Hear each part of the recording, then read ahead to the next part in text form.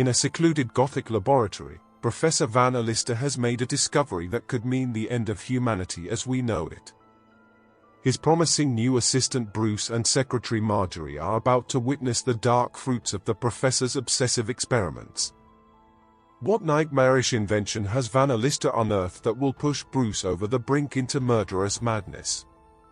Join Nigel Watson for Lovecraft's bone-chilling tale, Ashes. Ashes. By C.M. Eddy Jr. with H.P. Lovecraft. Hello, Bruce. Haven't seen you in a dog's age. Come in. I threw open the door, and he followed me into the room. His gaunt, ungainly figure sprawled awkwardly into the chair I indicated, and he twirled his hat between nervous fingers. His deep-set eyes wore a worried, hunted look, and he glanced furtively around the room as if searching for a hidden something which might unexpectedly pounce upon him. His face was haggard and colorless.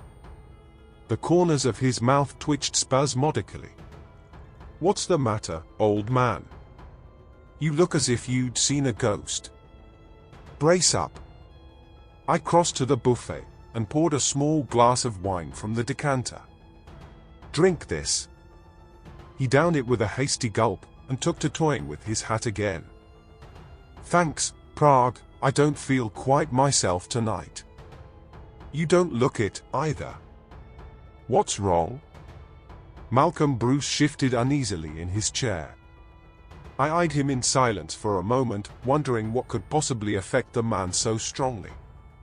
I knew Bruce as a man of steady nerves and iron will. To find him so visibly upset was, in itself, unusual. I passed cigars, and he selected one, automatically. It was not until the second cigar had been lighted that Bruce broke the silence. His nervousness was apparently gone. Once more he was the dominant, self-reliant figure I knew of old. "Prague," he began, "I've just been through the most devilish, gruesome experience that ever befell a man. I don't know whether I dare tell it or not, for fear you'll think I've gone crazy, and I wouldn't blame you if you did. But it's true, every word of it." He paused, dramatically, and blew a few rings of smoke in the air. I smiled. Many a weird tale I had listened to over that self-same table. There must have been some kink in my personality that inspired confidence, for I had been told stories that some men would have given years of their life to have heard. And yet, despite my love of the bizarre and the dangerous, and my longing to explore far reaches of little-known lands, I had been doomed to a life of prosaic, flat, uneventful business. "Do you happen to have heard of Professor Van Allister?" asked Bruce. "You don't mean Arthur Van Allister?" "The same." "Then you know him?" "I should say so. Known him for years. Ever since he resigned as professor of chemistry at the college so he could have more time for his experiments.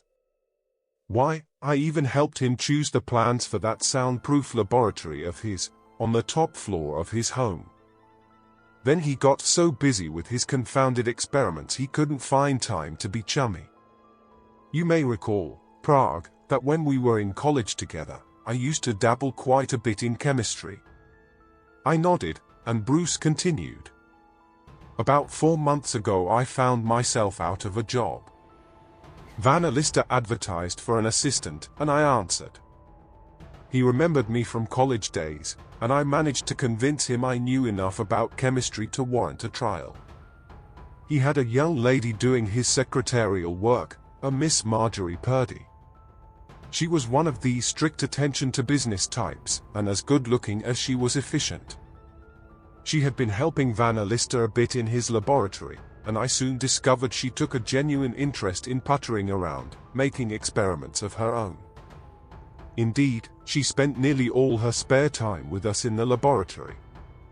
It was only natural that such companionship should result in a close friendship, and it wasn't long before I began to depend on her to help me in difficult experiments when the professor was busy. I never could seem to stump her. That girl took to chemistry as a duck takes to water. About 2 months ago, Van Allister had the laboratory partitioned off, and made a separate workroom for himself. He told us that he was about to enter upon a series of experiments which, if successful, would bring him everlasting fame. He flatly refused to make us his confidants in any way, shape, or manner. From that time on, Miss Purdy and I were left alone more and more. For days at a time the professor would retire to the seclusion of his new workshop, sometimes not even appearing for his meals. That meant, too, that we had more spare time on our hands. Our friendship ripened. I felt a growing admiration for the trim young woman who seemed perfectly content to fuss around smelly bottles and sticky messes, gowned in white from head to foot, even to the rubber gloves she wore. Day before yesterday Van Allister invited us into his workshop.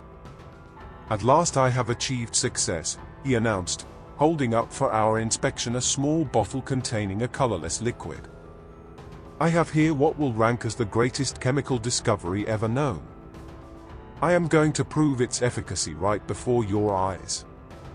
Bruce, will you bring me one of the rabbits, please?" I went back into the other room and brought him one of the rabbits we kept, together with guinea pigs, for experimental purposes. He put the little animal into a small glass box just large enough to hold it, and closed the cover. Then he set a glass funnel in a hole in the top of the box, and we drew nearer to watch the experiment. He uncorked the bottle, and poised it above the rabbit's prison. Now to prove whether my weeks of effort have resulted in success or failure. Slowly, methodically, he emptied the contents of the bottle into the funnel, and we watched it trickle into the compartment with the frightened animal. Miss Purdy uttered a suppressed cry, and I rubbed my eyes to make sure that they had not deceived me. For, in the case where but a moment before there had been a live, terrified rabbit, there was now nothing but a pile of soft, white ashes. Professor Van Allister turned to us with an air of supreme satisfaction. His face radiated ghoulish glee and his eyes were alight with a weird, insane gleam. When he spoke, his voice took on a tone of mastery. "Bruce, and you, too, Miss Purdy, it has been your privilege to witness the first successful trial of a preparation that will revolutionize the world. It will instantaneously reduce to a fine ash anything with which it comes into contact, except glass. Just think what that means. An army equipped with glass bombs filled with my compound could annihilate the world. Wood, metal, stone, brick, everything, swept away before them, leaving no more trace than the rabbit I have just experimented upon, just a pile of soft, white ashes." I glanced at Miss Purdy. Her face had gone as white as the apron she wore. We watched Van Allister as he transferred all that was left of the bunny to a small bottle and neatly labeled it. I'll admit that I was suffering a mental chill myself by the time he dismissed me, and we left him alone behind the tightly closed doors of his workshop. Once safely outside, Miss Purdy's nerves gave way completely. She reeled, and would have fallen had I not caught her in my arms. The feel of her soft, yielding body held close to my own was the last straw. I cast prudence to the winds and crushed her tightly to my breast. Kiss after kiss I pressed upon her full red lips, until her eyes opened and I saw the lovelight reflected in them. After a delicious eternity we came back to Earth again, long enough to realize that the laboratory was no place for such ardent demonstrations. At any moment Van Allister might come out of his retreat, and if he should discover our lovemaking, in his present state of mind, we dared not think of what might happen. For the rest of the day I was like a man in a dream. It's a wonder to me that I succeeded in accomplishing anything at all. My body was merely an automaton, a well-trained machine, going about its appointed tasks, while my mind soared into faraway realms of delightful daydreaming. Marjorie kept busy with her secretarial work for the rest of the day, and not once did I lay eyes upon her until my tasks in the laboratory were completed. That night we gave over to the joys of our newfound happiness. Prague, I shall remember that night as long as I live. The happiest moment I have ever known was when Marjorie Purdy promised to become my wife. Yesterday was another day of unalloyed bliss. All day long my sweetheart and I worked side by side. Then followed another night of love-making. If you've never been in love with the only girl in the world, Prague, you can't understand the delirious joy that comes from the very thought of her. And Marjorie returned my devotion 100-fold. She gave herself unreservedly into my keeping. Along about noontime, today, I needed something to complete an experiment and I stepped over to the drugstore for it. When I returned I missed Marjorie. I looked for her hat and coat, and they were gone. The professor had not shown himself since the experiment upon the rabbit, and was locked in his workshop. I asked the servants, but none of them had seen her leave the house, nor had she left any message for me. As the afternoon wore on I grew frantic. Evening came, and still no sign of my dear little girl. All thought of work was forgotten. I paced the floor of my room like a caged lion. Every jangle of that phone or ring at the door bolstered up my faltering hopes of some word from her, but each time I was doomed to disappointment. Each minute seemed an hour, each hour an eternity. Good God, Prague! You can't imagine how I suffered. From the heights of sublime love I mentally plunged to the darkest depths of despair. I conjured visions of all sorts of terrible fates overtaking her. Still, not a word did I hear. It seemed to me that I had lived a lifetime, but my watch told me it was only 7:30 when the butler told me that Van Allister wanted me in the laboratory. I was in no mood for experiments, but while I was under his roof he was my master, and it was for me to obey. The professor was in his workshop, the door slightly ajar. He called to me to close the door of the laboratory and join him in the little room. In my present state of mind my brain photographed every minute detail of the scene which met my eyes. In the center of the room, on a marble-top table, was a glass case about the shape and size of a coffin. It was filled almost to the brim with that same colorless liquid which the small bottle had contained 2 days before. At the left, on a glass-top tabouret, was a newly labeled glass jar. I could not repress an involuntary shudder as I realized that it was filled with soft, white ashes. Then I saw something that almost made my heart stop beating. On a chair, in a far corner of the workshop, was the hat and coat of the girl who had pledged her life to mine, the girl whom I had vowed to cherish and protect while life should last. My senses were numbed, my soul surcharged with horror, as realization flashed over me. There could be but one explanation. The ashes in that jar were the ashes of Marjorie Purdy. The world stood still for one long, terrible moment, and then I went mad, stark, staring mad. The next I can remember, the professor and I were locked in a desperate struggle. Old as he was, he still possessed a strength nearly equal to mine, and he had the added advantage of calm self-possession. Closer and closer he forced me to the glass coffin.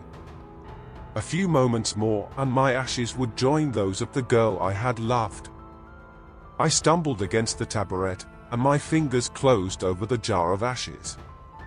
With one last, superhuman effort, I raised it high above my head, and brought it down with crushing force upon the skull of my antagonist. His arm relaxed, his limp form dropped in a senseless heap to the floor. Still acting upon impulse, I raised the silent form of the professor and carefully, lest I should spill some of it on the floor, lowered the body into the casket of death. A moment, and it was over. Professor and liquid, both, were gone, and in their place was a little pile of soft, white ashes. As I gazed at my handiwork the brainstorm passed away, and I came face to face with the cold, hard truth that I had killed a fellow being. An unnatural calm possessed me. I knew that there was not a single shred of evidence against me, barring the fact that I was the last one known to be alone with the professor.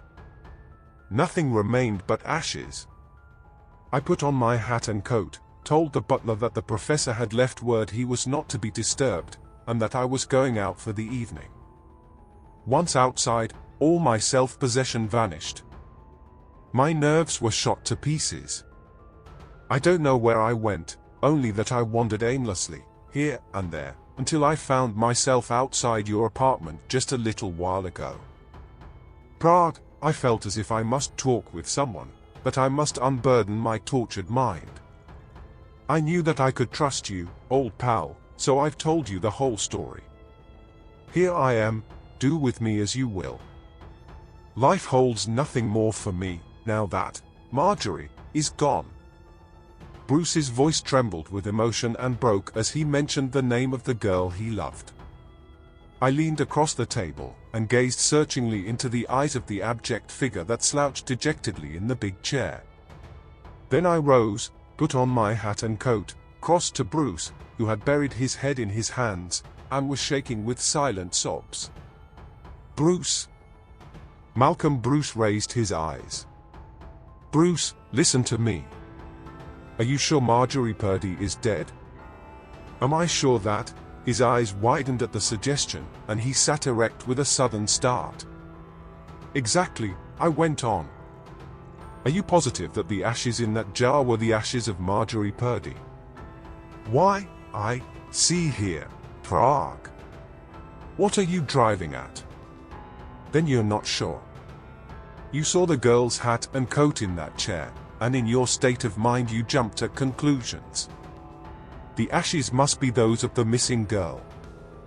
The professor must have made away with her, and all that.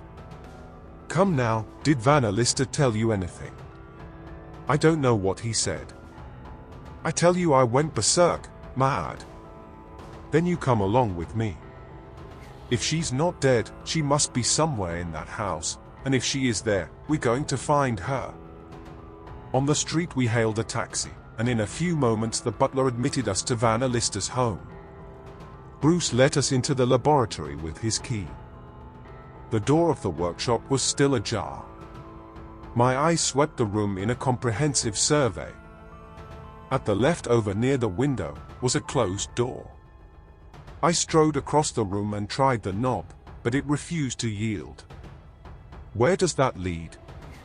Just an anteroom, where the professor keeps his apparatus. All the same, that door's coming open, I returned, grimly. Stepping back a pace or two, I planted a well-directed kick upon the door. Another, and still another, and the framework around the lock gave way. Bruce, with an inarticulate cry, sped across the room to a huge mahogany chest. He selected one of the keys on his ring, inserted it in the lock, and flung back the cover with trembling hands. Here she is, Prague, quick! Get her out where there's air. Together we bore the limp figure of the girl into the laboratory. Bruce hastily mixed a concoction which he forced between her lips. A second dose, and her eyes slowly opened. Her bewildered glance traveled around the room, at last resting on Bruce, and her eyes lighted with sudden, happy recognition. Later, after the first few moments of reunion, the girl told us her story. After Malcolm went out, this afternoon, the professor sent word to me to come into the workshop. As he often summoned me to do some errand or other, I thought nothing of it, and to save time, took my hat and coat along. He closed the door of the little room, and, without warning, attacked me from behind. He overpowered me, tied me hand and foot. It was needless to gag me. As you know, the laboratory is absolutely soundproof. Then he produced a huge Newfoundland dog he had secured from somewhere or other, reduced it to ashes before my very eyes, and put the ashes in a glass jar that was on a tabouret in the workshop. He went into the anteroom and, from the chest where you found me, took out the glass casket. At least, it seemed a casket to my terror-stricken eyes. He mixed enough of his horrible liquid to fill it almost to the brim. Then he told me that but one thing remained. That was, to perform the experiment upon a human being. She shuddered at the recollection. He dilated at length upon what a privilege it would be for anyone to sacrifice his life in such a manner, for such a cause. Then he calmly informed me that he had selected you as the subject of his experiment and that I was to play the role of witness. I fainted. The professor must have feared some sort of intrusion, for the next I remember is waking inside the chest where you discovered me. It was stifling. Every breath I took came harder and harder. I thought of you, Malcolm, thought of the wonderful, happy hours we had spent together the last few days. I wondered what I would do when you were gone. I even prayed that he would kill me, too. My throat grew parched and dry, everything went black before my eyes. Next I opened them to find myself here, with you, Malcolm. Her voice sank to a hoarse, nervous whisper. Where is the professor? Bruce silently led her into the workshop. She shivered as the coffin of glass came within her range of vision. Still silently, he crossed directly to the casket and, taking up a handful of the soft, white ashes, let them sift slowly through his fingers. And so ends our sordid tale of professorial hubris and homicidal retribution. But remember, dear listeners, when mortal science toys with forces beyond its kin, tragedy and horror await. What disturbing experiments now simmer in shadowy labs as we speak?